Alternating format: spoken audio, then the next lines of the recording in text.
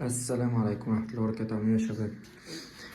في الفيديو ده رد لسؤال جالنا على القناة، مع ان انا عملت يعني الفيديو ده قبل كده، بس هنعمله تاني عشان ايه اللي مشافش. انت ازاي تعمل مشروع اليرقات ده؟ انت مثلا تروح تشتري بيت، فبتحطه في علف، تمام، 3 ايام او 4 ايام كتير،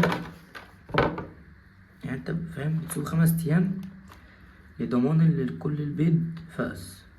تسيبه 5 ايام، بعد ال5 ايام يوصل معاك ايه للمرحلة دي، مرحلة اليرقات دي اهي.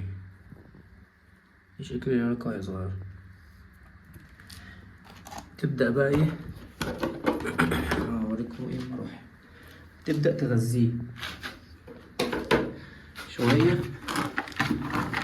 لا، المرحلة دي لأ، المرحلة دي كبير فيها.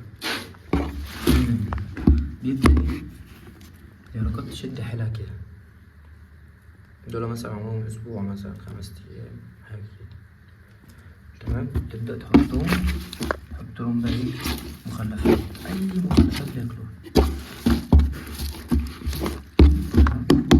بعد كده بيبدأوا يشدوا حيلهم بقى كده. بتبدأ انت تنزل على الفيس مثلا جروبات الصيد وكده، تقول مثلا اللي عايز يشتري، بتبيع اللي بتقدر تبيعه، واللي ما بتقدرش بقى تبيعه مش بترميه بقى، لا، بتسيبه بيسمر. يعني اوريكم حاجة ثواني، شايفين العلبة اللي جوه دي كده يرقات سمرا. تبدأ بقى ايه اليرقات تتحول لذبابة. الذبابة دي كده تبدأ تحط لهم جاذب، العلب اللي تحت دي جاذب، وتحط في يوم ايه البياضات الكرتون دي. تبدأ الذبابة طول ما انت محضر لها الأوضة كده، محضر لها اللي هي اللمبة البلاك لايت ولمبة التدفئة ولمبة إضاءة، تحط لها بقى ايه زرع أو كده إن هي ايه تحسها ده في الطبيعة. ومية ما تحطش مية على طول، بتحط مية تحط فيها خلقة عشان يشربوا وما يغرقوش في المية.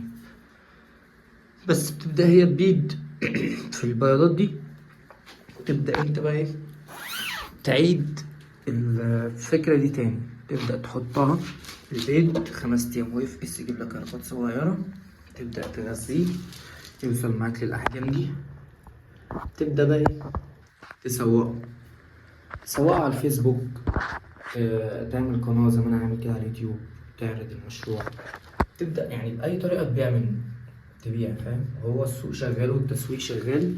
وقبل ما تخش انت المشروع، او قبل ما تكلمني تقول لي انا عايز مثلا قد كده او ابدا ازاي، انت خش على الفيس واسال، وخش الجروبات بتاعت اليرقات وشوف الطلب عليها عامل ازاي. يعني اسال الطلب، يعني خش شوف كده الناس اللي بتسال على اليرقات دي قد ايه وعايز تشتريها. انت قبل ما تخش اي مشروع عود نفسك تشوف التسويق بتاعه كويس ولا لا. يعني لو التسويق بتاعه مش كويس انت مش هتكسب منه حاجه، ان انت هتعمل حاجه مش هتعرف تبيعها، فين المكسب؟ بس ده كان الرد على السؤال اللي على الكومنتات. وعندي اي حد عايز يسال اي سؤال، اي حاجه مش فاهمها في المشروع ده، اكتبولي وانا تحت امركم. اخوكم من اسكندريه وانا تحت امر اي حد صغير او كبير، اللي محتاج بيت، محتاج يرقات، محتاج ذباب جاهز، انا تحت امركم في اي حاجه.